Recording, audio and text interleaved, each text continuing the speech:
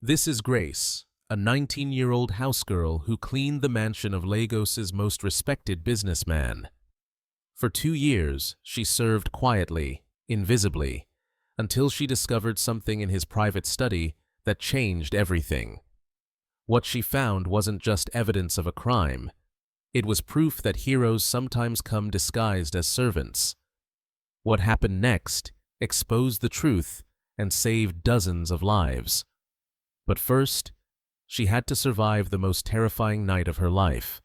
Stay with me, because this story will keep you on the edge of your seat until the very last second. And if you're new here, don't forget to subscribe and hit the like button for more heart-pounding stories of courage and justice. The scream echoed through Grace Adaora's dreams every night. Not her own scream. She had learned to suffer in silence long ago. This was the scream she heard that October evening, floating from the basement of Chief Bamidele's mansion. A scream that should not have existed in the home of Lagos's most charitable businessman. Grace had been polishing the marble floors when it happened. A sound so sharp, so filled with terror, that it froze her blood instantly. She dropped her cloth and stood perfectly still, heart hammering, waiting to see if she had imagined it. Silence. Then Chief Bamidele's voice, calm and cold. "Clean this up. Make sure there are no stains." Grace pressed herself against the wall, invisible as always. Through the crack under the basement door, she saw shadows moving. Heavy footsteps. The sound of something being dragged across concrete. When Chief Bamidele emerged 20 minutes later, his expensive shirt was splattered with something dark. He saw Grace and smiled, that charming smile that had fooled an entire city. "Grace, my dear, please prepare my bath. I've had a messy evening." "Yes, sir," she whispered, her voice barely audible. That night, Grace couldn't sleep. Not because of the scream. There had been others before, always followed by the same terrible silence. But because this time, she had recognized the voice. It belonged to Kioma, the girl who had started working as a secretary 3 weeks ago. Kioma, who had been so excited about her new job. Kioma, who had a baby daughter and a sick mother to feed. Kioma, who had vanished without a trace after tonight. For 2 years, Grace had served in this mansion, believing she worked for a saint. Chief Bamidele's public image was flawless. He built orphanages, funded hospitals, sponsored scholarships. Newspapers called him Lagos's golden son. Politicians sought his endorsement. Religious leaders blessed his generosity. But Grace had seen the other side. The locked basement she was forbidden to clean.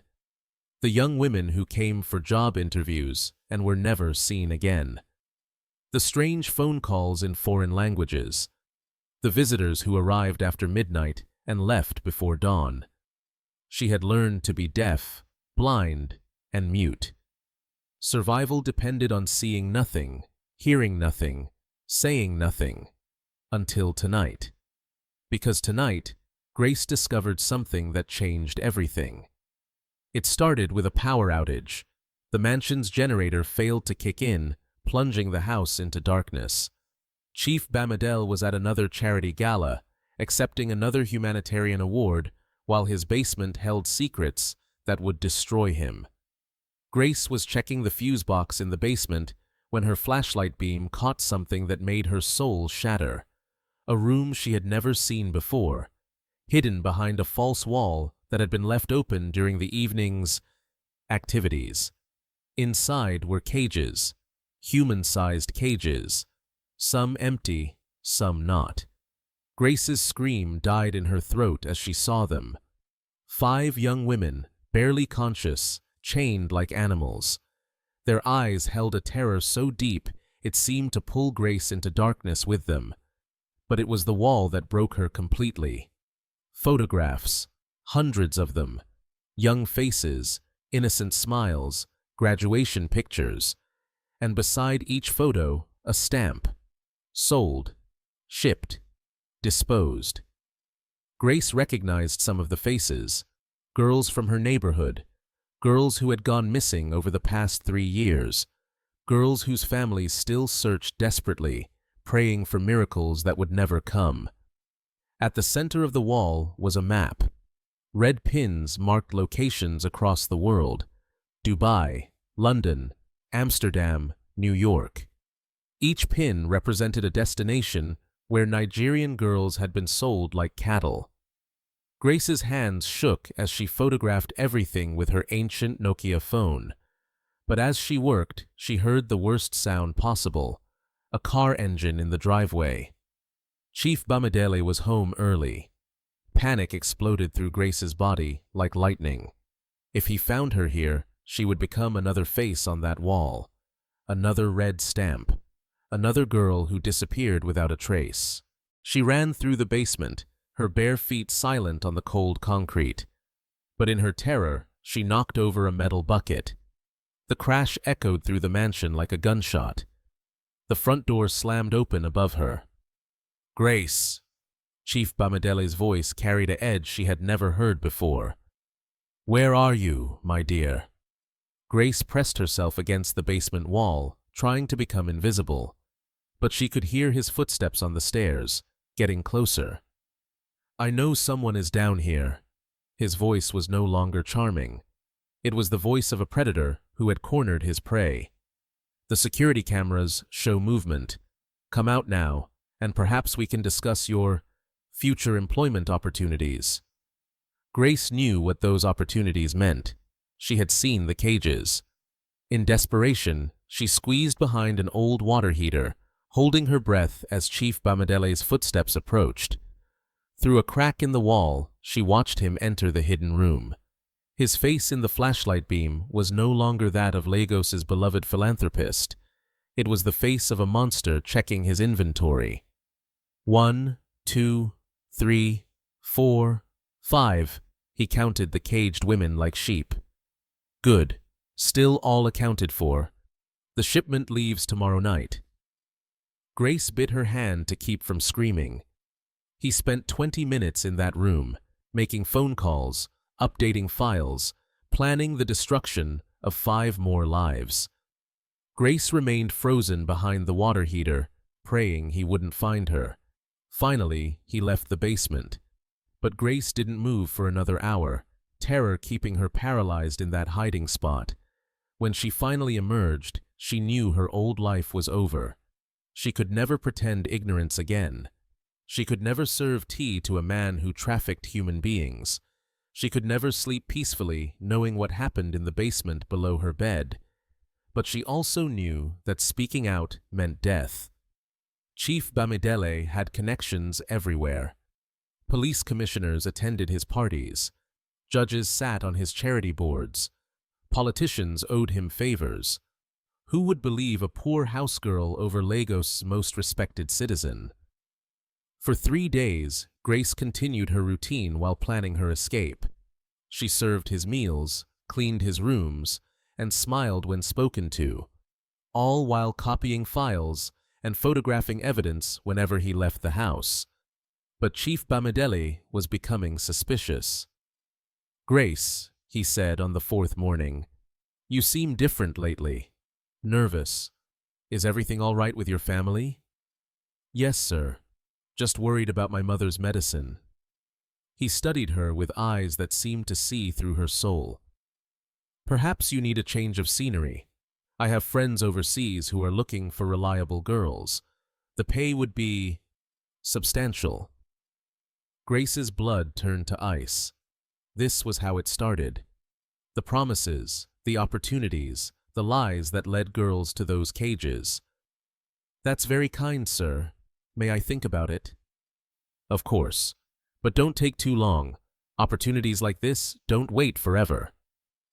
That evening, Grace made her move. She had researched journalists who specialized in exposing corruption. Kemi Adebayo from Channel 7 News had a reputation for fearlessness. If anyone would take on a man as powerful as Chief Bamidele, it would be her. Grace used her day off to travel to the television station, carrying her evidence in a worn manila envelope. But as she approached the building, she noticed a black SUV following her. Chief Bamidele's security team. Grace ducked into a crowded market, using the chaos to lose her pursuers. Her heart pounded as she realized how close she had come to disappearing forever. Using back alleys and bus routes, she finally reached the television station. The receptionist looked at her with disdain, but something in Grace's desperation must have gotten through. 20 minutes later, she sat across from Kemi Adebayo. "Do you understand what you're risking?" Kemi asked after reviewing Grace's evidence. "This man could have you killed before sunset." "He's going to kill me anyway," Grace replied. "At least this way, those girls might have a chance." Kemi made a decision that would change everything. "We're going to need more evidence. But first, we need to get you somewhere safe." The next week was a nightmare of cat and mouse. Grace returned to the mansion wearing a wire, gathering more evidence while staying one step ahead of Chief Bamidele's growing suspicions. She recorded conversations with buyers. She photographed shipping schedules. She documented the entire network that had been operating under the cover of charity for 3 years. But the most terrifying moment came when Chief Bamidele confronted her directly.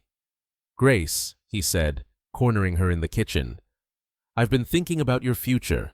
Tonight would be perfect for that overseas opportunity I mentioned." Grace's hand trembled as she poured his tea. "Tonight, sir?" "Yes. A car will come for you at midnight. Bring nothing except your passport. Your new employers prefer to provide everything fresh." Grace nodded, knowing this was her execution notice. That evening, as midnight approached, Grace hid in the servants' quarters while Chief Bamidele waited by the front door. At exactly 12 a.m., a van pulled into the driveway. But instead of Grace, a team of armed police officers emerged. The look of shock on Chief Bamidele's face was worth every terrifying moment Grace had endured. "Chief Bamidele," the lead officer announced, "you are under arrest for human trafficking, kidnapping, and murder."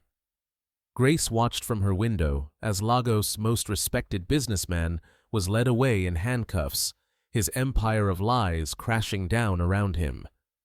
The basement raid that followed rescued 5 women from immediate death and led to the liberation of 23 others from locations around the world.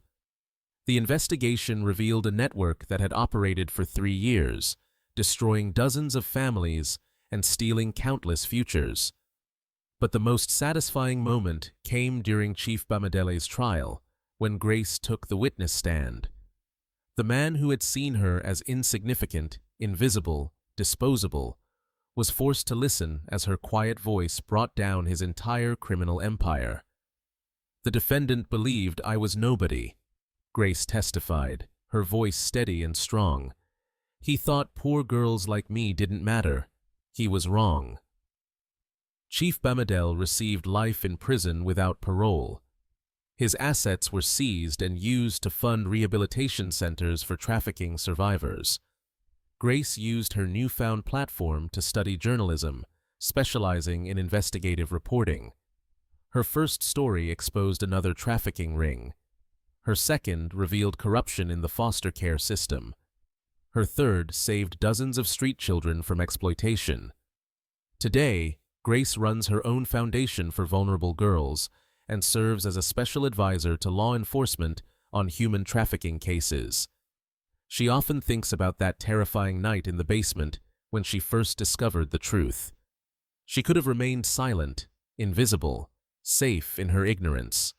Instead, she chose courage over comfort, justice over security, other people's lives over her own safety. And in making that choice, she didn't just save herself. She saved 28 other girls and stopped a monster who had hidden behind charity for far too long. The moral of this story is powerful. Evil thrives when good people choose silence. Sometimes the most important witness is the person society considers least significant. True courage isn't the absence of fear. It's doing what's right when everything inside you screams to run away. Grace's story proves that heroes don't always wear capes. Sometimes they wear aprons. Sometimes they clean houses and serve tea. But when they see injustice, they refuse to remain silent, no matter the cost. We hope this story inspired you to find your own voice in the face of injustice. What would you have done in Grace's situation? Share your thoughts in the comments below. We believe that every voice matters, including yours. A brand new, heart-stopping story is coming in just a few days. So, if you haven't already, hit that subscribe button and turn on the notification bell so you'll be the first to see it when it drops. If this story kept you on the edge of your seat, please give it a like and share it with your family and friends. Let's spread the message that ordinary people can do extraordinary things when they choose courage over fear. Thank you for watching. God bless you, and we'll see you in the next story.